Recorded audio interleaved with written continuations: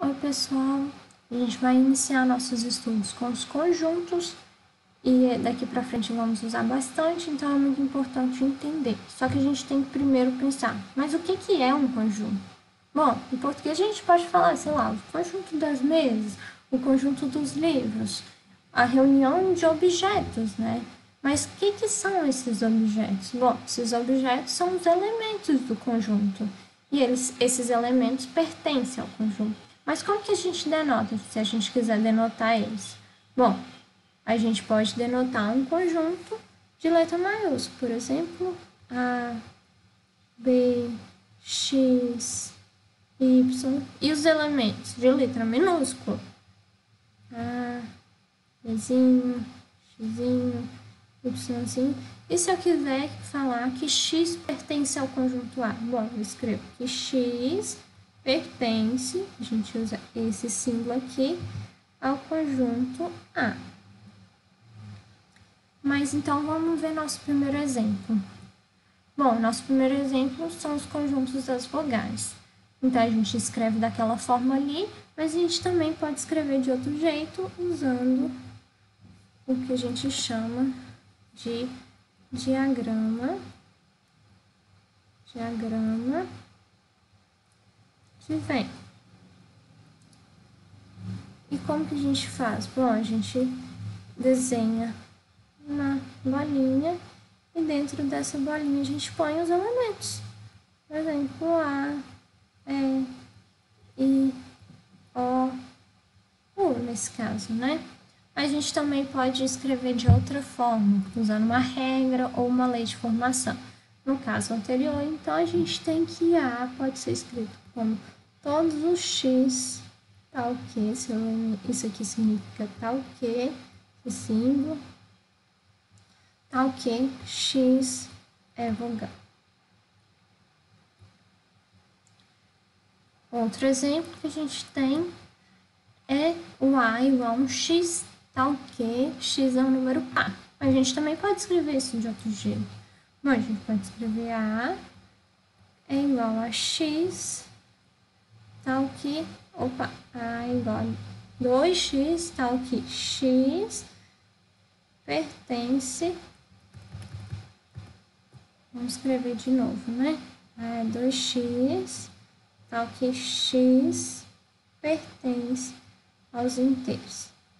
Mas o que é o número? São os números inteiros? Você já estudar, vamos relembrar. São os números negativos e os números naturais.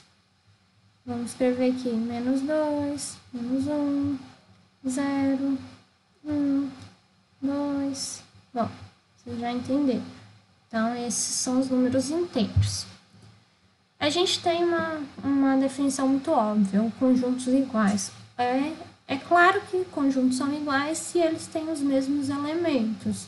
Então, por exemplo, se a gente tem um conjunto A, tal que X é um número primo maior que 2 e menor que 11, bom, quais são os números primos maiores que 2 e menor que 11? São o 3, o 5 e o 7. Então, a gente escreve que A é igual a B. Mas note que a gente não está falando que é maior ou igual a 2 e menor que ou igual a 11. Então, a gente não pode ser esse conjunto que tem o 2 e o 11.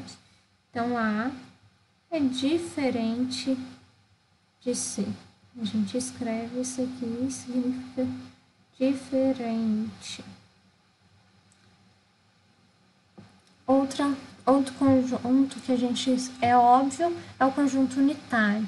O conjunto unitário é se ele tem um elemento só. Por exemplo, x igual a 2.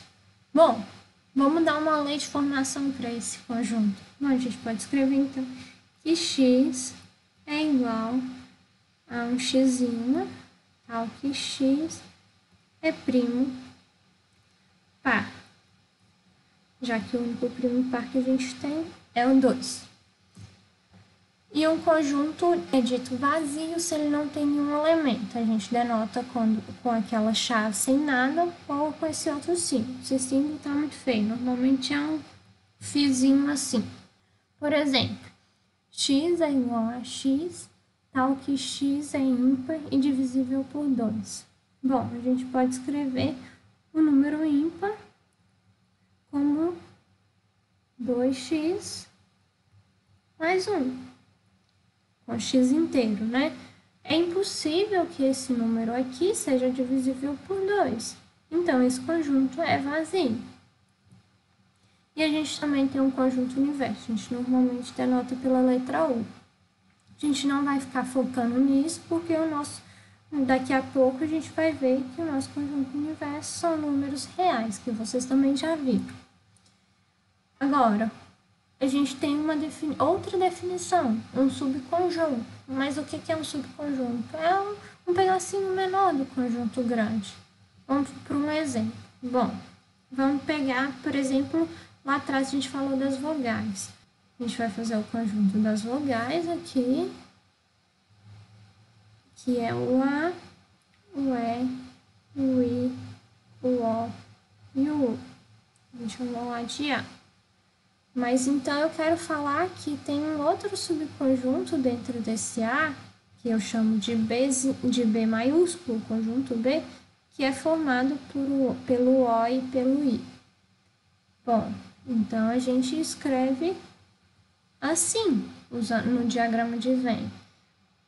E se a gente tem um conjunto do lado de fora agora? A gente tem outro conjunto aqui, um conjunto C, sei lá, com X, o Y e o Z. Então, a gente tem que o conjunto A está contido. Opa! Não é o A que está contido, é o A contém B. Esse símbolo é contém. Acento aqui.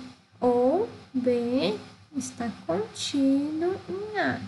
Isso aqui significa B está contido. Contido.